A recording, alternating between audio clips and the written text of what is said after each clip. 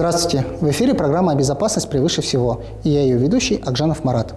В рамках проводимой кампании «Сезон без травм» сегодня мы поговорим о жизненно важном правиле – «Опасная зона».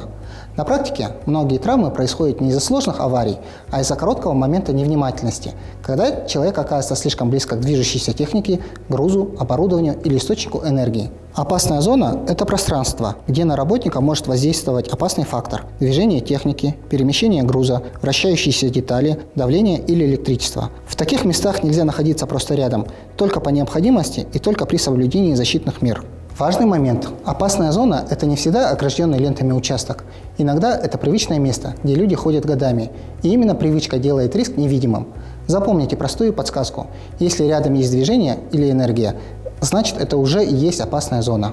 Чтобы снизить риски, рекомендуем придерживаться понятного алгоритма из 4 шагов. Шаг 1. Оценка. Остановитесь и определите границы опасной зоны. Что именно может травмировать? Падение предметов, удар, защемление, ожог, поражение электрическим током. Шаг 2. Ограждение. Обозначьте границы. Лента, барьеры, знаки, чтобы никто не зашел ни случайно, ни на минутку. Шаг 3. Дистанция. Держитесь вне зоны. Не стойте под грузом, не заходите в зону маневра техники, не приближайтесь к вращающимся частям и точкам защемления. Шаг 4. Изоляция энергии. Если необходимо работать с оборудованием, выполняйте работы только по наряд-допуску и с изоляцией источников энергии, чтобы исключить случайный запуск. Где опасная зона встречается чаще всего? 3 простых ориентира. Первое – груз, зона подъема и возможного падения. Второе – техника, зона маневрирования и слепые зоны водителя.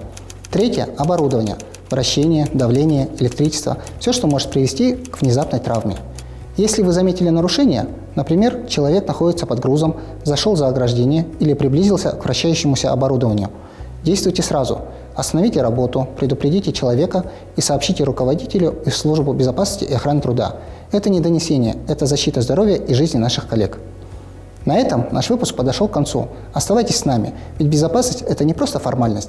Безопасность – это то, что мы выбираем каждый день.